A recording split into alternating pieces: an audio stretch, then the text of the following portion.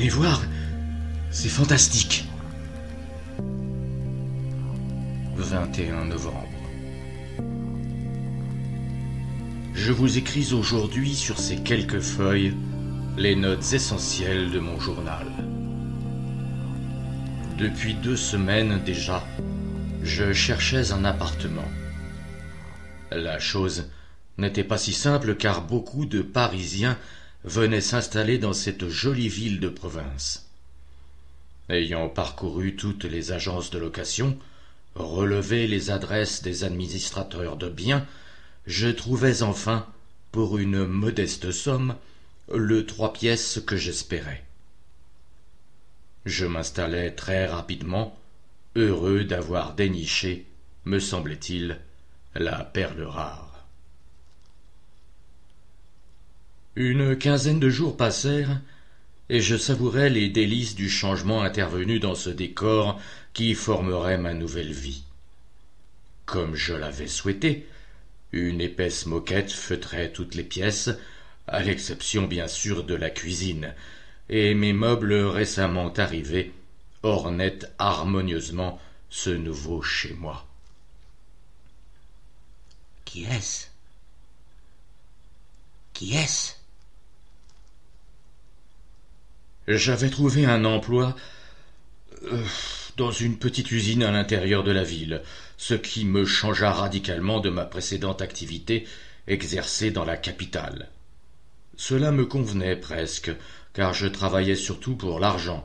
Trouver un emploi intéressant et bien rémunéré étant extrêmement rare à notre époque, j'avais décidé de faire n'importe quoi, pourvu que cela me rapporte même la plus insignifiante des ressources. Le train-train de la vie journalière prenait place progressivement jusqu'à devenir coutumier, lorsqu'un soir j'avais pris mon bain, m'étais assis sur le sofa devant la télévision et je regardais sans grande attention les actualités quand le poste se mit à grésiller. Les images, de moins en moins perceptibles, se chevauchaient et se tordaient. Une autre chaîne, pensai-je. Non, c'était la même. Mais les informations dataient de plusieurs mois. Ce phénomène, dont j'avais déjà entendu parler, dura quelques minutes, puis tout redevint normal. Aucune interférence ne vint troubler la suite du programme, et je me couchai relativement tôt, oubliant presque cet incident. Il parle. Il écrit. Le lendemain matin, je parlais de cet événement dans mon entourage, mais personne n'avait remarqué la moindre défectuosité concernant les émissions. Je jugeai donc ce phénomène propre à mon téléviseur et m'en affolai guère pour autant. Il faut bien dire que je ne connaissais pas encore les étranges manifestations du soir de ce même jour. En effet, après la routine habituelle, bain, repas, après avoir éteint vers 22 heures le poste de télévision, je me couchai vivement dans le grand lit qui trônait dans ma chambre. Plus de lumière, plus de bruit. Seule, la douceur de la nuit s'infiltrant dans mon corps m'invitait au sommeil. Tout à coup, provenant de la salle de séjour, j'entendis nettement des voix. Étrange. J'avais pourtant bien éteint la télévision.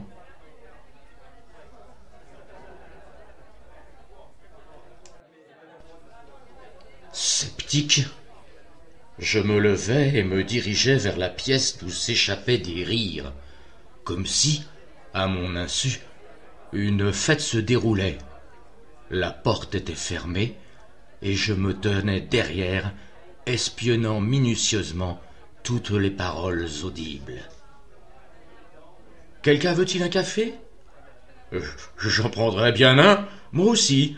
Daniel, veux-tu en préparer? J'y vais. Mon cœur se mit à battre la chamade lorsque j'entendis des pas s'approcher. Que devais-je faire? Que devais-je penser?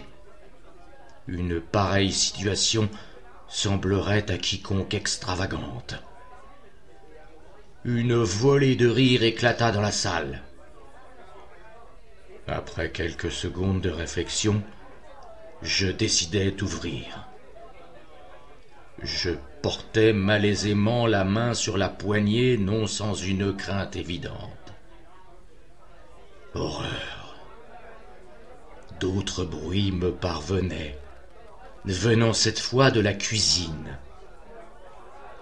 Une machine à café fonctionnait. Or, je n'en avais jamais possédé. Cette fois, c'en était trop. J'ouvrais d'un seul coup la porte. Rien. Il n'y avait personne. Aucun son. Tout était calme. Étais-je devenu fou? J'avais pourtant bien entendu ces voix. Promptement, je me dirigeai vers la cuisine. Là non plus, il n'y avait rien, ni personne. Aucun doute possible. Mon imagination me jouait des tours.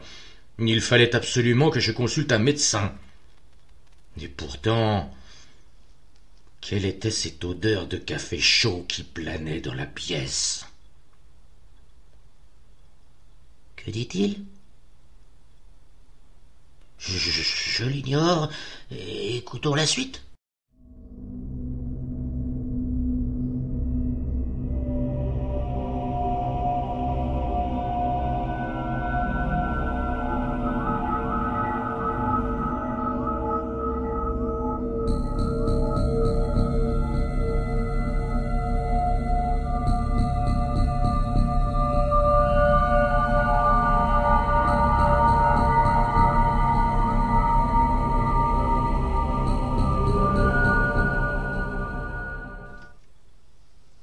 La vie continuait son chemin, et je m'étais trouvé une amie qui régulièrement venait me rendre visite le week-end.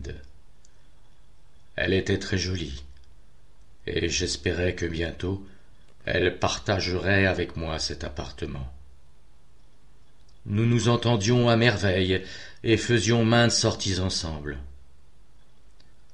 Je ne lui avais jamais parlé des incidents survenus lors de mon installation, car je crois, de toute manière, qu'elle ne m'aurait pas cru.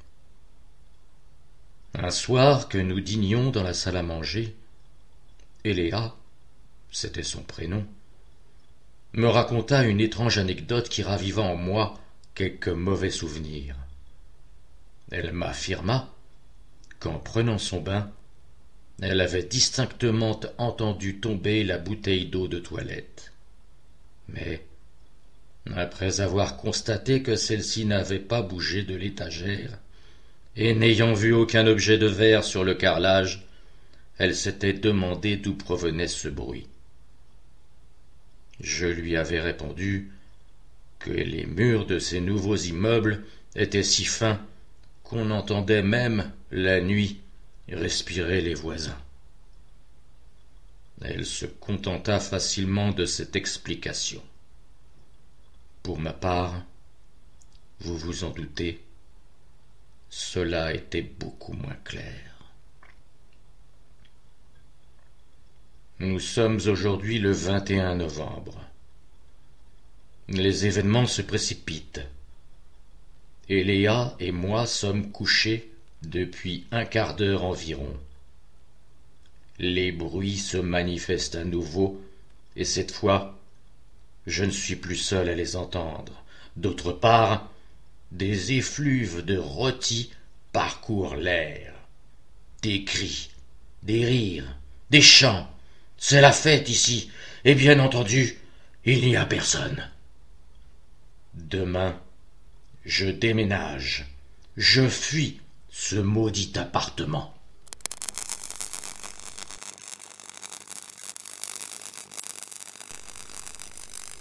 En effet, ce n'est pas une coïncidence.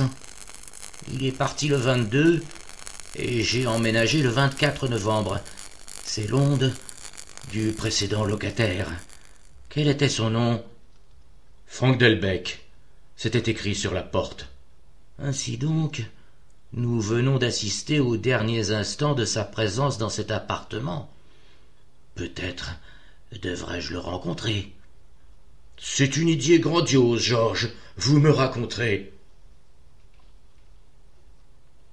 L'homme, en complet gris, approcha son index de la sonnette et appuya légèrement. Le son aigu fit très rapidement bouger le locataire qui, apparemment, n'était pas encore habitué à ce bruit strident. « Monsieur Delbecq ?» ?»« Oui. »« Vous ne me connaissez pas. Mon nom est Georges Axel. »« Que désirez-vous ?»« Je suis le nouveau locataire de votre ancien appartement et je voudrais vous montrer quelque chose qui probablement vous intéressera. » « Oh, vous savez, il s'en est passé des choses là-bas. C'est justement pour ça que je suis parti en toute hâte. » Vous voulez bien accepter une invitation à dîner pour ce soir, Monsieur Delbecq, s'il vous plaît. Mais enfin, que voulez-vous me faire voir? Ce soir, à 8 heures. Cela vous convient-il? Mais... À ce soir, monsieur. Je ne peux vous en dire plus. Vous ne pourriez comprendre.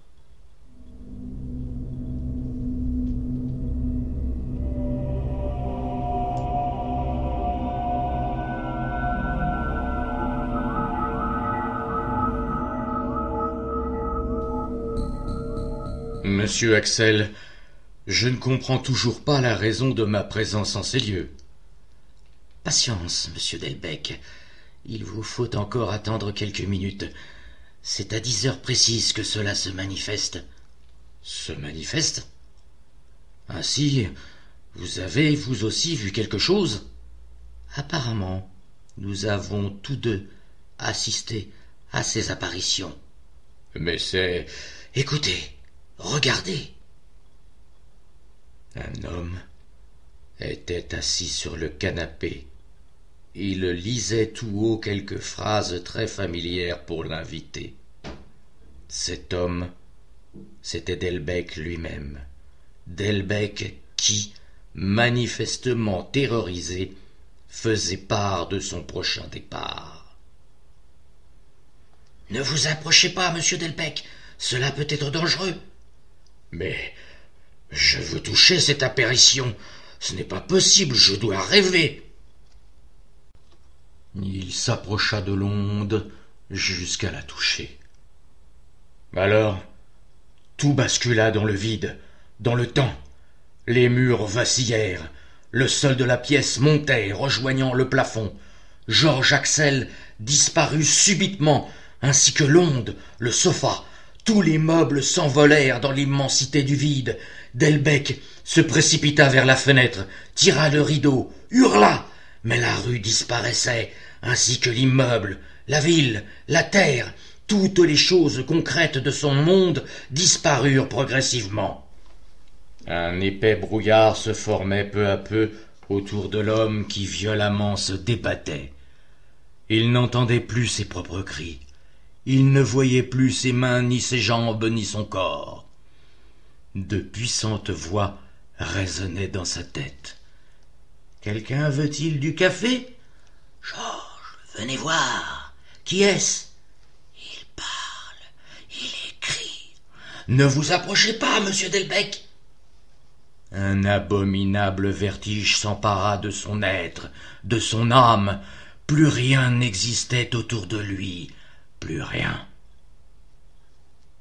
Quelques minutes ou quelques heures passèrent sans que soit la moindre chose.